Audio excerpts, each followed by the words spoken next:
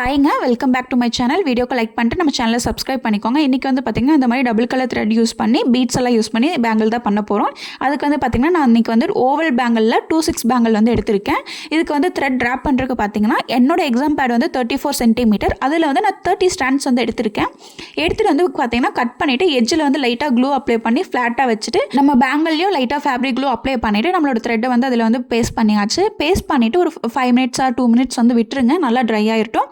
Try ஆனதுக்கப்புறம் பார்த்தீங்கன்னா எப்படி வந்து த்ரெட் வந்து ரேப் பண்ணுறோன்னு நான் இப்போ சொல்கிறேன், பார்த்துக்கோங்க. ஃபஸ்ட்டு நம்ம ஒட்டியிருக்கோம் இல்லைங்களா, அங்கேருந்து எடுத்து நம்ம பேங்கிள் மேலே த்ரெட்டை போட்டுட்டு அதுக்கப்புறம் நம்ம 2 ஃபிங்கர்ஸை யூஸ் பண்ணி இந்த மாதிரி டைட்டாக பிடிச்சிக்கணுங்க.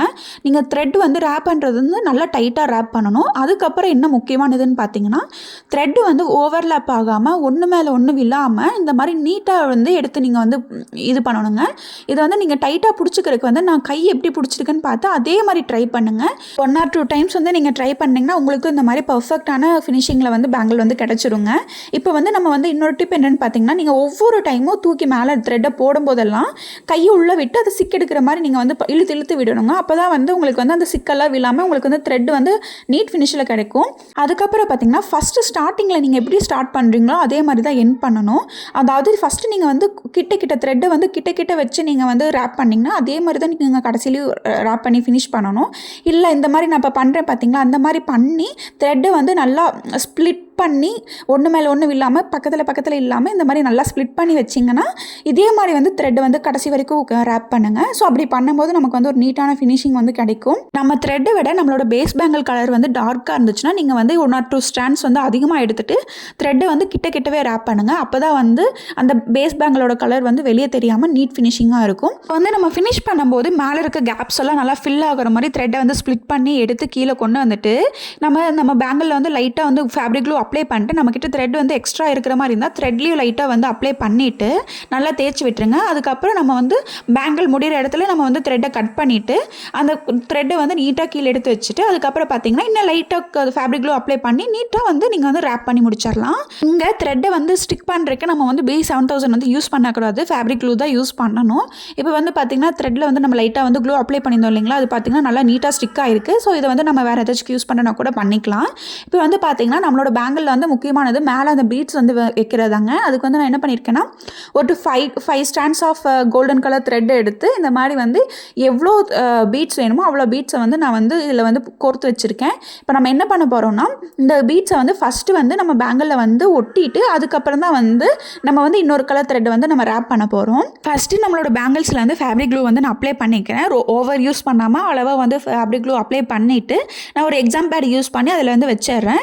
இப்போ வந்து நம்ம கோர்த்துருக்கோம் இல்லைங்களா, அதில் வந்து பார்த்திங்கன்னா த்ரெட் வந்து கொஞ்சம் அதிகமாகவே விட்டுக்கோங்க. கடைசியாக வந்து எக்ஸ்ட்ராவாக இருந்துச்சுன்னா நம்ம வந்து கட் பண்ணிக்கலாம். ஃபஸ்ட்டு ஸ்டார்டிங் ஸ்டேஜில் இருக்கிற த்ரெட்டை வந்து நம்மளோட க்ளூவில் வந்து நல்லா ஒட்டிக்கோங்க.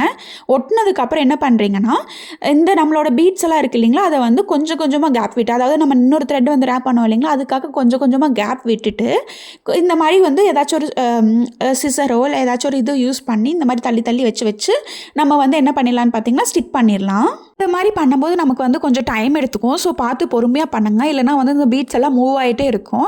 அப்படி இல்லைனா இன்னொரு ஐடியா என்ன பண்ணலான்னு பார்த்தீங்கன்னா, நமக்கு வந்து பேங்கிளில் வந்து லைட்டாக க்ளூ அப்ளை பண்ணிவிட்டு நம்ம ஸ்டார்டிங் அதை கோர்த்து வச்சுருக்கோம் இல்லைங்களா பீட்ஸில், அதில் ஸ்டார்டிங் இருக்க த்ரெட்டை வந்து அதில் ஒட்டி நல்லா வந்து காய வச்சதுக்கப்புறம் வந்து நீங்கள் வந்து இந்த மாதிரி ஒட்டினீங்கன்னா உங்களுக்கு வந்து ஈஸியாக இருக்கும். அதுக்கப்புறம் இந்த மாதிரி ஒட்டினதுக்கப்புறம் நம்ம இன்கேஸ் நம்மக்கிட்ட வந்து எக்ஸ்ட்ரா பீட்ஸ் இருந்துச்சுன்னா அதெல்லாம் ரிமூவ் பண்ணிவிட்டு உங்ககிட்ட த்ரெட்டும் எக்ஸ்ட்ராவாக இருந்துச்சுன்னா அதையும் வந்து கட் பண்ணி எடுத்துகிட்டு அந்த இடத்துல வந்து நல்லா க்ளூ அப்ளை பண்ணிவிட்டு பீட்ஸ் எல்லாம் அட்ஜஸ்ட் பண்ணிவிட்டு அந்த த்ரெட்டை வந்து நல்லா ஸ்டிக் பண்ணிடுங்க.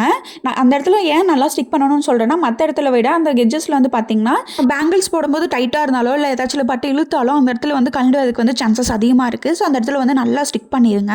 நல்லா காஞ்சதுக்கு அப்புறம் தான் நம்ம வந்து கோல்டன் கலர் த்ரெட்டை வந்து நம்ம ரேப் பண்ணணும்.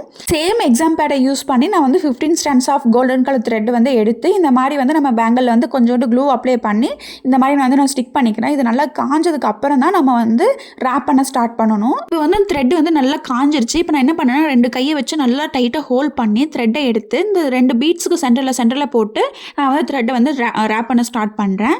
ஸோ எனக்கு பார்த்தீங்கனாலே தெரியும், நான் 2 கையால் நல்லா ஹோல்ட் பண்ணிவிட்டு நல்லா டைட்டாக த்ரெட்டை இழுத்து அந்த 2 பீட்ஸுக்கு சென்டரில் போட்டு நான் வந்து ரேப் பண்ணிகிட்ருக்கேன். ஸோ இதே மாதிரி நம்ம வந்து ஃபுல் பேங்கிள்ஸ்க்கும் பண்ணிடலாம். இந்த மாதிரி ரேப் பண்ணுறதுனால நம்மளோட பீட்ஸ் எல்லாம் பார்த்திங்கன்னா மூவ் ஆகாமல் சூப்பராக ஹோல்ட் ஆகி நிற்கும். இப்போ வந்து பார்த்திங்கன்னா எனக்கு வந்து த்ரெட்டு வந்து பத்தலை, பாதியோடய முடிஞ்சிருச்சு. இப்போ நான் என்ன பண்ணுறேன்னா எக்ஸ்ட்ரா எக்ஸ்ட்ரா இருக்க த்ரெட்டை கட் பண்ணிவிட்டு இந்த த்ரெட்டை வந்து நம்ம எப்பவும் போல் வந்து நான் பேஸ்ட் பண்ணிடுறேன். லைட்டாக க்ளூ அப்ளை பண்ணி நான் பேஸ்ட் பண்ணிடுறேன். மறுபடியும் வந்து 15 ஸ்ட்ராண்ட்ஸ் ஆஃப் த்ரெட்டை சேம் எக்ஸாம்பிளில் வந்து நான் கவுண்ட் பண்ணி எடுத்துக்கிறேன்.